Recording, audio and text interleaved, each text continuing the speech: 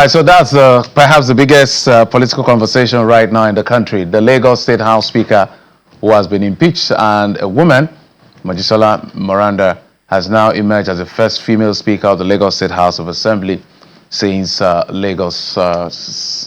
This is the first time, literally, in history. But we have to go back to what played out as to how things got here. But we'll focus more on the legalese and also about the politics. Let's bring in our guest, legal practitioner, Mr. Alan Shawore. He joins us from Akuredi on the state capital. Mr. Shawore, thank you so much for coming on the program. Yeah, good afternoon, and thank you for having me.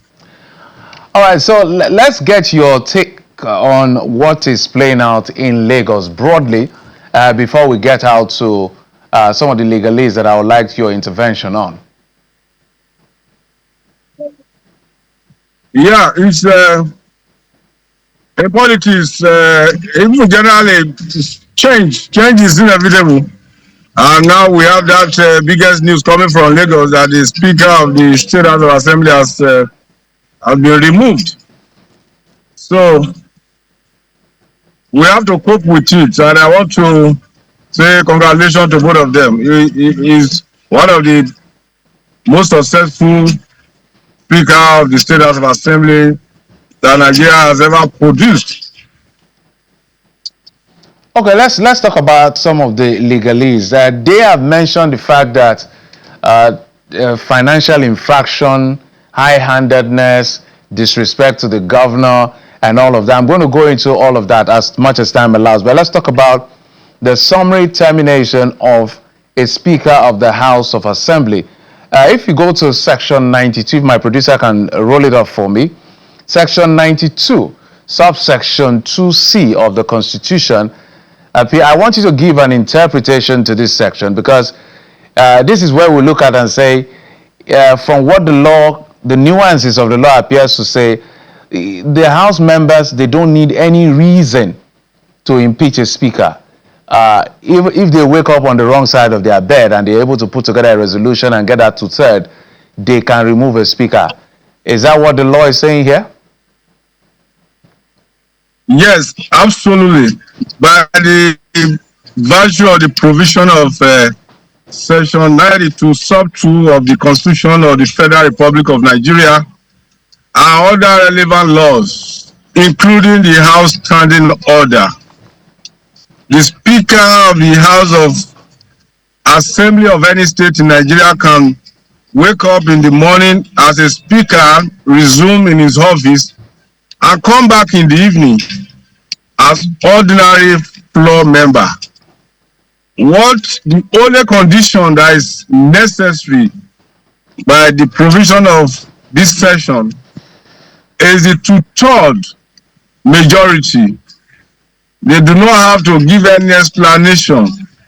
In most cases, what the legislator does is to name that nebulous allegation misconduct. How do you interpret misconduct? Even if you eat as a Speaker from your house, or you eat only from your wife, the majority of member, 2/3, as this case may be, could be interpreted as misconduct. In other words, the majority can say, why don't you eat from other women? Why are you eating only from your wife? So that is the implication of that section. So it's just one condition. Yeah. Third majority. Yeah, this guy is gone. Okay. Like a class captain. First among equal. Okay, because this was brought, so I got to know about this section closely when a Speaker of the, I think, Cross River State House of Assembly was impeached. And one of the people that moved the motion, I was talking with him on the show, and he said, we don't need a reason. For whatever reason we are giving is just a moral argument. Do you see that as a lacuna, giving the House members what I consider an open-ended latitude of discretion to remove speakers and deputy speakers summarily? No, you see, the Constitution is kind enough. The election of a Speaker of the House is by a simple majority, while the removal is 2/3. That is rigid enough, because you need constant change, even within the House, for a kind of checks and balances. If you have a speaker that cannot be removed, or the process of removal is too cumbersome, and then it becomes a monarchical arrangement. But all the members of the State House of Assembly or the National Assembly are elected, they are equal. So they decide or within themselves or among themselves to elect one of them just to lead them for a while. Or sometimes if he behaves well, if he can please all of them, 4 years. But if they have any reason, I think that two-third majority is rigid enough. It's not easy to gather the signature of two-thirds. In other words, divide the House into two parts.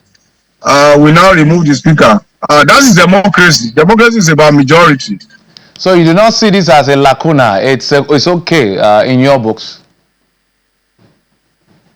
It's okay as I'm concerned. In fact, I do not see the reason why a man who is elected among his peers should occupy the position of speaker for too long. So what happens to the other people who are equally elected? When are they going to benefit from the seat? Let alone he cannot satisfy his peers. So it's not a lacuna. It's stringent enough. Even in a country where they practice parliamentary system of government, where the prime minister is elected, they impeach the prime minister almost with the same process, let alone the leadership of the house. All right, so let's talk about the relationship between the executive and the legislature. Depending on who you are speaking to, it will be interpreted differently. I want your own interpretation. On one hand, people are saying Mudashir Obasa had gone overboard by disrespecting the governor. He went to present a budget, kept him out waiting, and the leaders of the party for like 4 or 5 hours came, didn't extend courtesy, and then began to make assertion as to it's not as if he's not competent, but that is not within his radar. And they also referenced the issue of when the House of Assembly received the nominees for commissioners, they rejected about 17 of them before some intervention happened and all of that. So what do you see forget the disrespect and the verbal, maybe some of the excesses, perhaps, quote unquote, of the speaker. But what do you see as a lawyer? Did you see a strong check and balance or an overbearing leader of the legislature? It's not overbearing. In Nigeria, we have been complaining about the legislative arm. In fact, we normally call them rubber stamp. So for me, seeing the leadership or a speaker who can reject the commissioner nominee of a governor, it shows that the Nigerian legislature or the legislative arm of government in Nigeria is developing. In terms of the development of the legislative arm of government, we categorize them into 3 or 4. We call them reactive, proactive, or marginalized. The legislative arm of government is still at the stage of marginalized or reactive. But if we have actions like what the Speaker of the State House of Assembly in Lagos have been able to do by rejection of commissioner nominee, they are becoming proactive, active. So it's a welcome development. I do not see it as overbearing. The legislative arm of government in democracy is the most powerful. They have to screen even the judicial officer, including the chief judge. They have the power to budget for the governor. They have the power to remove the governor. I hope and wish that the legislative arm of government in Nigeria will come to the realization and the consciousness of their power. And the moment they understand this, Nigerian democracy will be more strengthened, particularly the oversight function. If the House has the power to remove a governor, and we have so much executive recklessness in Nigeria, so it goes to show that the legislative arm of government or the legislator, the Nigerian legislator, still have more to do. All right, let's talk about some politics mixed with the legalese, and I want your intervention on this particular one as well. What does it portend for democracy as far as the law is concerned? There's a GAC, the Governor's Advisory Council in Lagos State. I want you to define it because on one hand, they are saying that is the cabal that controls power in Lagos. On the other hand, they say it's the force for stability. Others are calling it the APC clearinghouse for whatever is going on in the state. I'm saying this, putting it around the interest of the people. Is this in the best interest of the people to have this level of force? Because we understand that the GAC had met with the president on the side complaining about Obasa, the former speaker, and things actually snowballed and got to where we are today.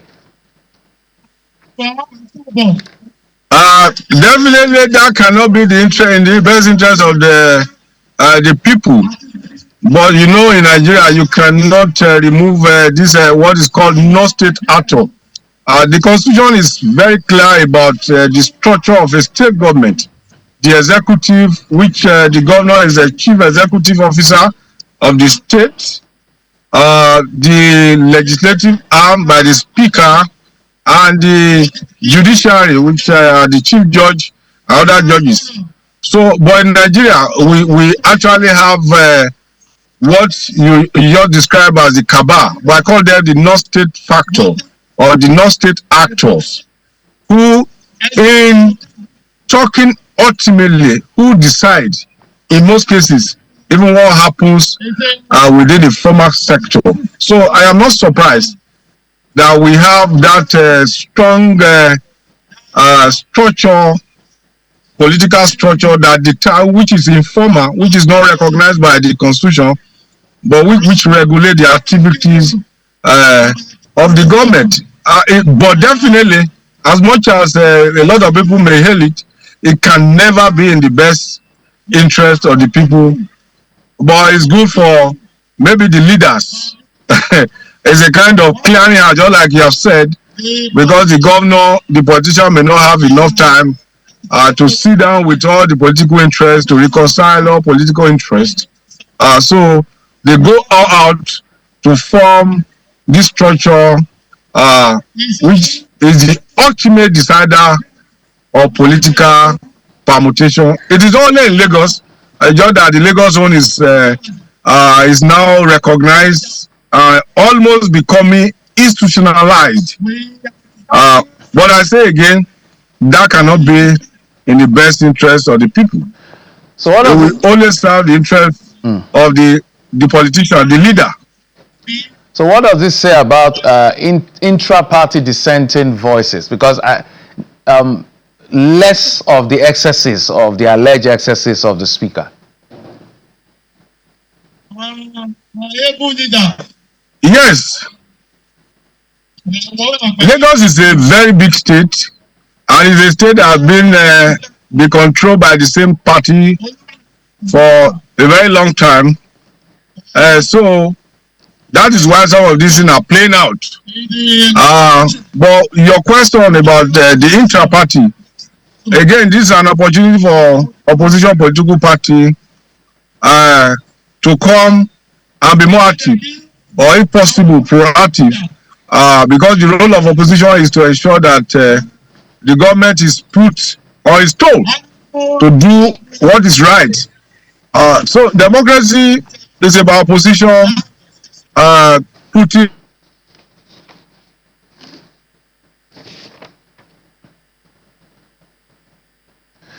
Oh dear, I wish he could just land on his thought. I deliberately do not want to drag him into the core politics. Just let's stay with the legalese, because a lot of politics is actually developing. Of course, you know that in the mix of all this is the issue of Mudashiru Obasa's ambition to succeed Sanwo-Olu, and there are so many names that have been mentioned, including the president's son, the former speaker of the House of Reps, some other political bigwigs who are trying to succeed Sanwo-Olu. So that conversation will be for another time. But I must thank you, Mr. Alan Showore, a legal practitioner who joined us via Zoom from Akure, the Ondo State capital. Thank you so much for coming on the program.